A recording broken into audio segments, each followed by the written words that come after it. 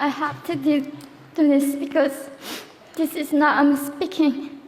This is the people who want to tell the world what they want to say.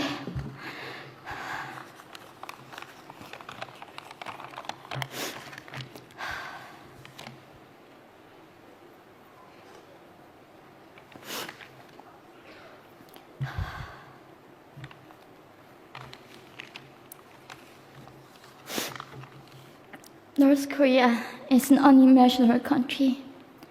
There is only one channel on TV. There is no internet. We aren't free to sing, say, wear, or think what we want. North Korea is the only country in the world that executes people for making unauthorized international phone calls. North Koreans are being terrorized today. When I was growing up in North Korea, I never saw anything about love stories between men and women. No books, no songs, no press, no movies about love stories. There is no Romeo and Juliet. Every story was propaganda to brainwash us about the Kim dictators. I was born in 1993, and I was abducted at birth, even before I knew the words freedom or human rights. North Koreans are desperately seeking and dying for freedom at this moment. When I was 9 years old, I saw my friend's mother publicly executed. Her crime? Watching a Hollywood movie. Expressing doubt about the greatness of the regime can get 3 generations of a family imprisoned or executed. When I was 4 years old, I was warned by my mother not to even whisper. The birds and mice couldn't hear me. I admitted I thought the North Korean dictator could read my mind.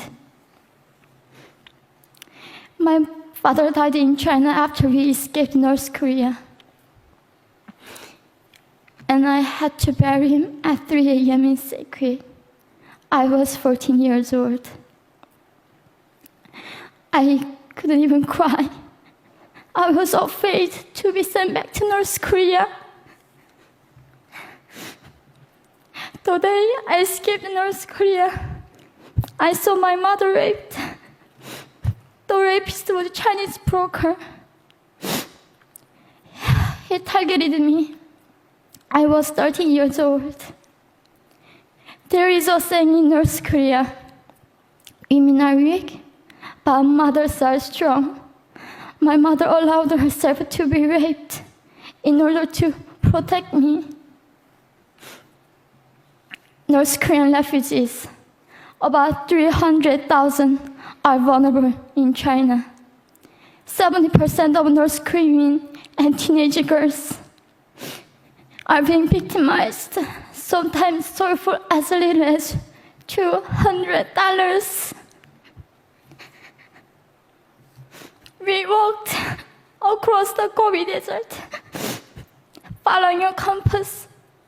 When they stopped working, we followed the stars to freedom. I felt only the stars were with us. Mongolia was our freedom moment. Death or dignity. Armed with knives, we were prepared to kill ourselves if we were going to be sent back to North Korea. We wanted to live as humans.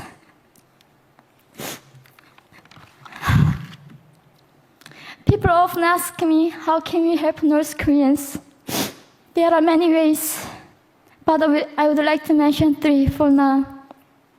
1, educate yourself so you can raise awareness about human crisis in North Korea. 2, help and support North Korean refugees who are trying to escape to freedom. 3. Petition China stop repatriation. We have to shed light on the darkest place in the world. It isn't just North Korean human rights. It's our rights that North Korean dictators have violated for 7 decades. We need governments all around the world to put more pressure on China to stop repatriation. In particular, Chinese delegates of One Young World can play a part by speaking up.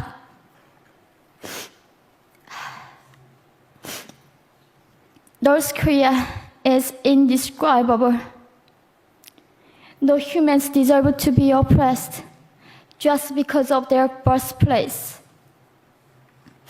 We need to focus less on the regime and more on the people who are being forgotten. One Young World, we are the ones who will make them visible. Fellow delegates, please join me as we make this a global movement to free North Koreans.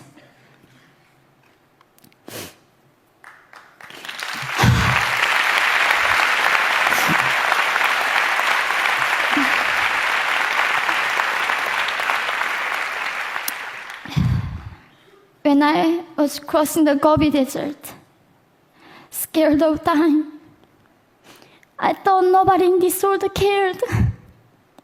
It seemed that only the stars were with me. But you have listened to my story. You have cared. Thank you very much.